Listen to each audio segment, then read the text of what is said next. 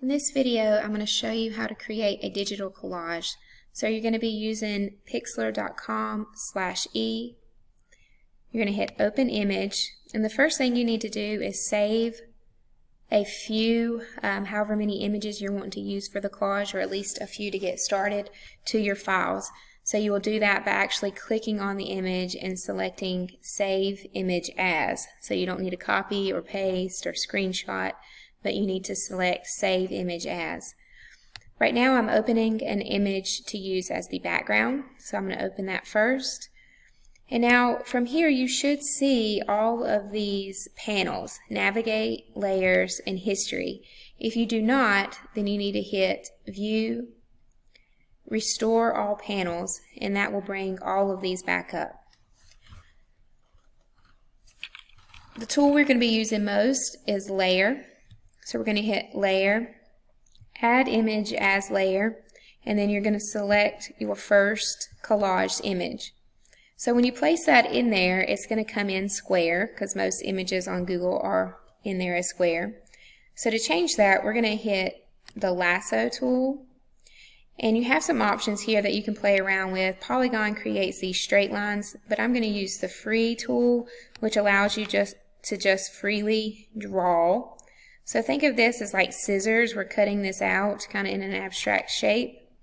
Now what I did there was select the actual shape, but what I want to do is select the invert, so everything but that shape, because I'm going to backspace it. So now I'm going to hit Control D, or you can hit Select, Deselect. So if you look beside of that, these show your sticky keys. Control plus D equals deselect. So now I'm just going to follow those same steps. Layer, Add Image as Layer, and I'm going to pick up my different images. Now this one came in pretty large, so if you see there, I had to use my Arrange tool, and I had to pull it over so that I could just see that drop down arrow to rescale the image. When you're thinking about scale, most of the time whatever image is the largest is going to be seen as most important. So you can kind of play around with the theme of your collage by making less important images smaller and more important images larger. For this one, I'm going to use, so you could use this lasso tool like we did last time, but this time I'm going to turn it into like an oval shape. So I kind of didn't select the right thing. Just ignore that I did that. So it's good that I did that to mess up, because right here is your layers panel. So I'm actually going to go back, and that just shows you how you can go back to any step in this process. So if you mess up, that's what the history tool is for. So I'm going to use my ellipse tool and select over this image, and again select, invert selection, and backspace that out. Now if when you hit backspace it's deleting the wrong thing, you could possibly be on the wrong layer. So it's always a good idea to title your layers. That way if you need to rearrange them, or if you can't figure out where you're at, then you can look at the title. So if I wanted to pull that one backwards, I can actually arrange them right there. So Control D, and we're just going to keep following those same steps. Add Image as Layer. You can use only this tool, or you can use a combination of the tools. Now I need to pull this forward.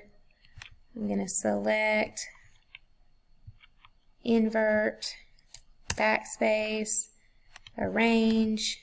Oop, I forgot to hit Control D. Arrange, play around with scale, and you're just going to keep following those same steps. Now something I haven't shown you yet is with this selection tool, you have the option to feather it, which just makes it not quite as sharp of an edge. So then if I hit select, invert, and backspace, you see how it kind of feathered it out there, Control D. So there's an option too. It just kind of blurs that line a little bit. So once you get all of your images in there, it's always a good idea to crop some of your images. Just creates a better composition most of the time. Try to think of things that will unify your image, making it look like everything goes together. One way of doing that is to only use circles or only use eclipse, or making sure you feather every single image. Right now I kind of have a Mod Podge of things because I was showing you multiple different things that you can do, but normally it's better to kind of narrow that where you're only using a few different tools or ideas. Another way that you can unify your image is by flattening it. So once you're finished with adding your layers and you've put everything where you want it, you can go to Layer, Flatten Image. So now if you look over here at my Layers panel, I only see one layer, which is my background layer, because everything is flat. So what that does is allow me to go in here, and when I play around with adjustments, it's going to do it to everything. So if I hit Colorize, it's going to color everything, and you can change the color up there. Or if I just play around with my saturation, it's going to do it to everything. I can make the image black and white if I want to, and I can play around with the hue, which also unifies it. So that's one option. Also under adjustments, you can hit Posterize, which is going to turn your image into like a poster style, and the further you go back, just the more shapes you have. So play around with the different adjustments until you have your poster or your collage looking the way you want it to look. You can also add text, so add a text layer, and then you can create your own words. You can play around with the font and the color there, and you can even put a shadow or outline or curve your fonts there. Pixlr does not save your work for you like Google does, so you have to go to File, Save, and then hit Save As here, which will download it into your files like so, and then you can hand it in.